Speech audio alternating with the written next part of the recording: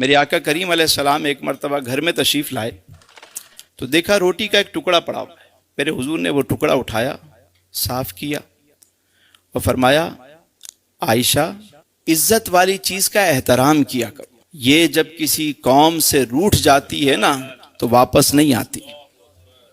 اب آپ دیکھیں کہ ہمارے یہاں کتنی بے قدری ہوتی ہے رزق کی. کہتے ہیں یار مفت کا کھانا مل گیا. مفت کا ملا ہے تو آپ نے جتنا آپ کا شکم ہے آپ اتنا ہی تناول کریں گے نا, نہ کہ آپ ضائع کریں گے اسے.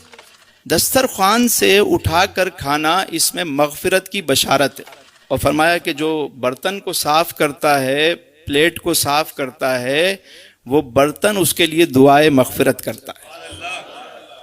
یہ اناج جو یہاں تک پہنچا ہے آپ کے دسترخوان تک, کبھی آپ نے غور کیا کہ یہ چلا کہاں سے؟ 6 مہینے میں فصل تیار ہوتی ہے. کبھی آپ جائیں دیہاتوں میں, جو فصل ہے وہ 6 مہینے میں تیار ہوتی ہے, چاہے چاول ہو چاہے گندم ہو. اب فصل پک گئی, اس کے بعد وہ کئی پروسیس سے گزر کر جو ہے وہ چکی تک آتی ہے, پھر وہاں اس کو فائن کیا جاتا ہے, پھر وہ پیکنگ, پروسیسنگ, پھر مارکیٹ, کئی ہاتھوں سے ہوتے ہوئے آپ کے گھر تک پہنچی. والدہ نے بنایا, بہن نے بنایا, بیوی نے بنایا, یا ہوٹل سے آپ نے خریدا, وہ پک کے اس میں گیس استعمال ہوئی, پانی استعمال ہوا, نمک استعمال ہوا, اتنی چیزیں اس میں شامل ہوئیں. اور پھر وہ جب آپ کے سامنے کھانا آتا ہے تو آپ اسے اگر ضائع کر دیں گے. یہ لقمہ جو یہاں تک آتا ہے نا سہیل بھائی, جب ہمارے سامنے لقمہ آتا ہے تو اللہ نے یہ جو ہاتھ دیے ہیں نا ہمیں, سب سے پہلے یہ ہاتھ ہمیں بتاتے ہیں, یہ سینسر بتاتے ہیں یہ گرم ہے ٹھنڈا ہے, اس کو لے کے جانا چاہیے منہ میں یا نہیں لے کے جانا چاہیے.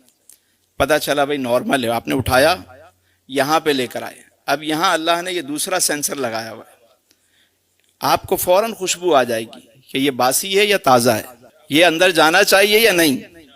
اب دوسری ناک نے بتایا کہ بھائی ہاں صحیح ہے, اس کو منہ میں رکھ. منہ میں رکھا تو اب تیسرا جو سینسر ہے وہ کام کر رہا ہے, دانت ہیں, وہ بتاتے ہیں اس میں کوئی کنکر تو نہیں, پتھر تو نہیں, لوہا تو نہیں.